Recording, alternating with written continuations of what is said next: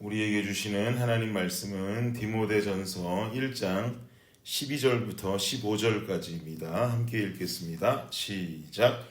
나를 능하게 하신 그리스도 예수 우리 주께 내가 감사함은 나를 충성되이 여겨 내게 직분을 맡기심이니 내가 전에는 비방자요 박해자요 폭행자였으나 도리어 긍휼을 입은 것은 내가 믿지 아니할 때에 알지 못하고 행하였음이라.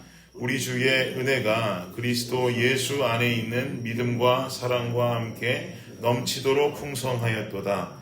미쁘다 모든 사람이 받을 만한 이 말이요 그리스도 예수께서 죄인을 구원하시려고 세상에 임하셨다 하였도다. 죄인 중에 내가 괴순이라. 아멘. 아멘.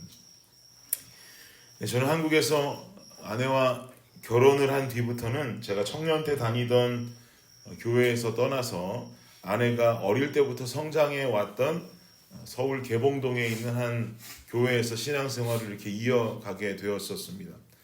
저는 여러분께 몇 차례 말씀드린 바 있었던 것처럼 청년의 때를 살 때 그렇게 신앙생활을 열심히 했던 사람이 아니었습니다.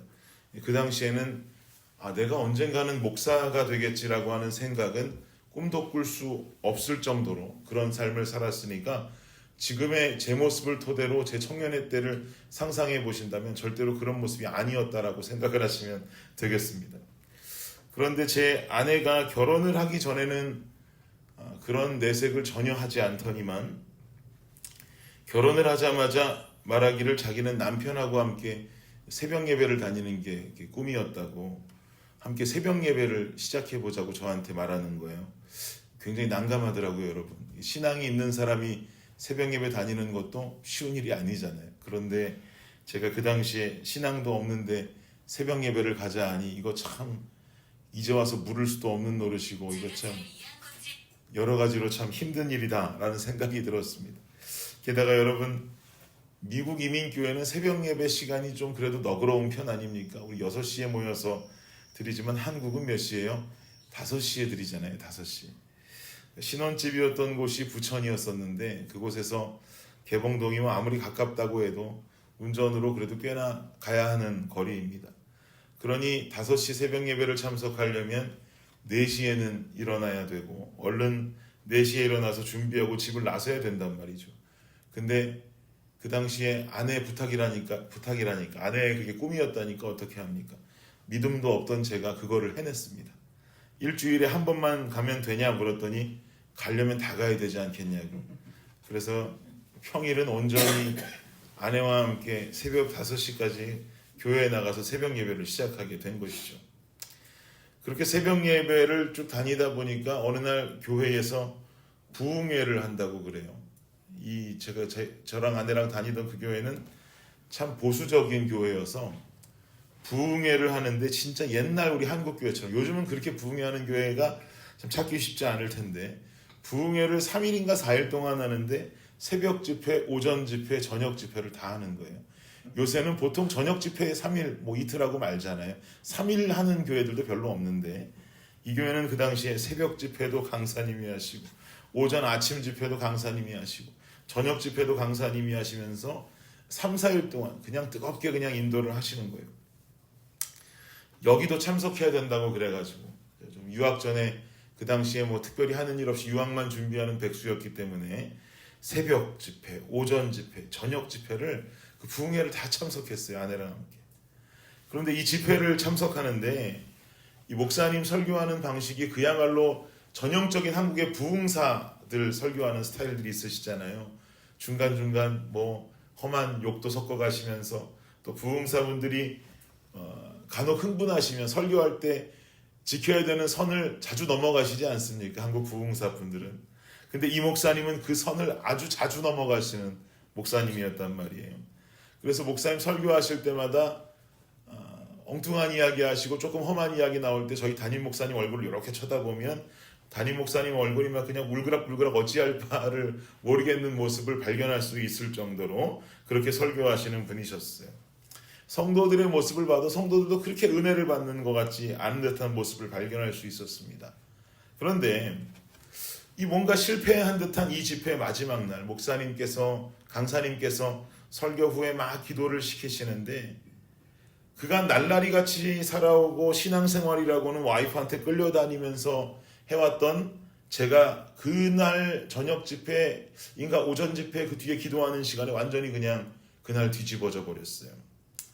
제가 신앙을 버리고 하나님을 떠나서 살았던 이유는 다른 이유가 아니라 저는 그 당시에 하나님을 향한 어떤 오해와 불만이 있었냐면 하나님은 우리 가정을 버렸다라고 하는 오해가 좀 있었어요. 우리 부모님도 버렸고 나도 버렸다. 계신다 한들 우리를 사랑하지 않는 것은 분명하고 우리 가정을 이렇게 만들었다면 하나님은 없는 것이 분명하다라는 생각을 가지고 살았었기 때문입니다. 그런데 이 마지막 날 집회 때 제 마음속에 하나님께서 음성과도 같은 감동을 처음 허락하셨는데 제가 그 음성과도 같은 감동 때문에 그 자리에서 뒤집어져 버린 거예요. 어떤 감동이었냐면 너에게 다 필요한 시간이었기 때문에 내가 허락한 것이고 그리고 나는 너를 여전히 많이 사랑한다 라고 하는 감동을 제게 주셨어요. 그 감동이 제게 몰려오는데 주체할 수 없는 눈물이 터져 나오고 지난날 하나님 곁을 떠나서 수없이도 방황하며 살아왔던 제 더러운 모습이 기도하는 가운데 마치 영화처럼 막 다 머릿속을 스쳐 지나가는데 다른 것이 아니라 제가 왜 그렇게도 눈물을 흘렸는가 하면 이 더러운 모습을 가지고 수년간을 살아온 지금까지 인내하고 저를 기다려주신 하나님께 너무 감사한 거예요. 어떻게 이렇게 더러운 나를 기다려주셨을까? 주님 앞에 돌아올 때까지 어떻게 나를 이렇게 인내하면서 참고 기다려주셨을까라고 생각하니까 너무나 하나님 앞에 죄송하고 감사한 마음이 가득해지더라고요. 그리고는 그날 이후로 제 삶이 완전히 바뀌어버렸어요. 이 부흥회가 끝나고 나니까 우리 담임 목사님이 저더러 하시는 말씀이 나는 3일 동안 이 부흥회가 완전히 실패한 부흥회라고 생각했는데 그게 아니라 이 부흥회는 우리 김준일 집사님 위한 부흥회였네. 참 감사하다라고 하는 말씀을 저한테 직접 하실 정도였어요. 오늘 본문에 나오는 바울의 고백을 보니까 제 지난날에 그런 이야기들이 갑자기 불현듯 떠올랐습니다. 13절을 보니까요. 함께 한번 읽어보죠. 시작. 내가 전에는 비방자요 박해자요 폭행자였으나 도리어 긍휼을 입은 것은 내가 믿지 아니할 때에 알지 못하고 행하였음이라. 여러분 바울의 지난날의 인생을 다들 잘 아시죠? 복음 전도자로 살기 이전의 바울의 삶은 지금 바울이 고백하는 것처럼 비방자요 박해자요 폭행자였다라고 솔직하게 고백하고 있습니다.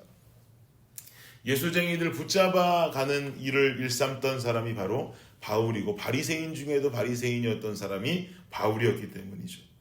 이러한 자신의 부끄러운 과거는 내가 예수 그리스도를 믿지 않을 때에 모르고 지었던 죄이다. 주님을 알지 못했을 때 모르고 지은 죄악이다 라고 고백합니다. 그리고는 이어지는 14절의 고백을 보시면 14절도 읽어볼까요? 시작. 우리 주의 은혜가 그리스도 예수 안에 있는 믿음과 사랑과 함께 넘치도록 풍성하였도다. 나는 이런 죄인이었음에도 불구하고 예수 그리스도의 사랑이 나를 덮어주셨다고 하는 것이죠. 여기서 말하고 있는 예수님의 사랑의 모습도 지난날 바울이 가졌던 그 더러운 모습들, 예수님을 믿지 않았을 때 모르고 지었던 죄악된 모습들을 하나님께서 인내하고 기다려주셨다라고 하는 그 사실이 바울에게는 가장 큰 감사의 요인이 되는 것입니다. 그리고는 또 이어서 15절에 말하기를 시작. 미쁘다 모든 사람이 받을 만한 이 말이여 그리스도 예수께서 죄인을 구원하시려고 세상에 임하셨다 하였도다. 죄인 중에 내가 괴순이라. 이 모든 것을 돌아보니 참 나는 죄인 중에도 괴수였습니다. 죄인 중에도 괴수였다라는 것을 나는 깨닫게 됩니다 라고 고백하는 거죠. 사랑하는 여러분, 주님이 우리 각자의 삶을 이렇게 보실 때 모든 것이 다 마음에 두셔서 가만히 놔두는 것이 아닙니다. 내 삶의 모습 그리고 내 안에 품고 살아가는 생각 또 내 말과 나의 행동들을 모든 것을 돌아보면 여러분 사실 우리 주님 앞에 창피하고 부끄러운 일 얼마나 많습니까? 여러분은 어떠신지 몰라도 이 강단에 서서 하나님 말씀 전하고 있는 이 김준일 목사도요 주님 앞에 참 부끄러운 건 많아요. 여전히 부끄럽고 여전히 창피하고 여전히 제 안에 남아있는 죄성과 죄악된 모습들 너무나 많아서 주님 앞에 서 있기가 너무나 부끄러울 때가 많습니다. 그럼에도 불구하고 오늘 주님께서 우리를 가만히 두고 계시는 이유는 가만히 두고 계시는 것이 아니라 오늘을 인내하시면서 우리를 기다리고 계신다라고 하는 사실이죠. 더욱 하나님 곁으로 나아오기를, 더 하나님 곁으로 친밀함 가운데 돌아오기를, 하나님 진리의 말씀을 토대로 아버지 앞에 더 다가오기를 주님께서는 인내하며 참고 기다리시는 것입니다. 그러니 여러분, 바보처럼 느껴질 만큼이나 이제 우리는 죄의 모습에서, 죄의 유혹에서 돌아서서 주님 앞으로 완전히 돌아갈 수 있는 우리가 되기를 축복합니다. 이것 따지고 저것 따지고 이거 재고 저거 재고 주님 앞으로 그렇게 돌아가는 것 아니에요. 주님께서 원하신다면 그냥 베드로가 모든 금을 다 던져주고 예수님께서 따라라 하니까 따라갔던 것처럼 그저 우리의 삶 모든 것을 다 내려놓고 주님 뜻대로, 아버지의 명령대로, 주님의 인도하심 따라 그 길을 따라 살아가는 것이 주님 원하시는 삶의 모습이 되는 것입니다. 왜요? 오늘도 주님은 나를 여전히 인내하고 기다리고 계시거든요. 은혜 받았다 해도 죄악 속에 거하고, 은혜 받았다 해도 가끔 무너지는 우리의 삶을 보시면서 주님은 다시금 또 결단하고 나오기를 원하시고, 오늘도 본인의 이름을 부르며 주님 앞에 회심하고 돌아 나오는 아들과 딸의 모습을 원하시는 것이죠. 그리고 우리의 회심만으로 끝나는 것이 아니라 이 땅에 주님 믿지 않는 영혼들, 그 영혼들의 회심은 더욱 간절히 기다리고 계세요. 한 마리 양의 회심, 한 마리 양이 돌아오는 것이 천하보다도 귀하다 하신 그 하나님, 예수님의 가르침을 우린 잘 알고 있지 않습니까? 믿지 않는 영혼들의 회심을 간절히 기다리고 계시는 주님 앞에 우리의 믿음과 우리의 삶이 중간에 도구로 쓰임받기 또한 간절히 원합니다. 오늘 하루 그렇게 주님의 기쁨이 되어지는 삶, 나를 기다리시는 주님 앞으로 얼른 돌아가 팔 벌리고 계신 주님께 와락 끌어안길 수 있는 저와 여러분의 삶이 되시기를 예수 그리스도의 이름으로 축복합니다. 기도하겠습니다. 오늘도 여전히 우리를 기다리시는 하나님, 우리의 삶이 죄악 속에 거하고 무너진 삶을 살아가는 것이 아니라 기도하며 주님 앞에 매달리며 이제 주님 앞에 돌아가 더욱 주님과 친밀한 삶을 살아갈 수 있는 우리의 인생이 되게 하여 주시옵소서. 세상은 여전히 우리를 죄악 속으로 유혹하고 사단은 여전히 우리를 잘못된 곳으로 빠져나가기를 원하지만 우리는 이러한 세상의 풍조와 우리의 환경 속에서도 주님의 손을 놓지 아니하며 오늘도 기다리시고 나의 인생을 계속해서 돌아오고 함께하기를 원하셨던, 그러면서 기다리셨던 그 하나님의 마음을 깨달아 주님과 함께 걸어가고 승리할 수 있는 우리의 삶이 되게 하여 주시옵소서. 감사합니다. 이 모든 말씀 예수님의 이름으로 기도드립니다. 아멘.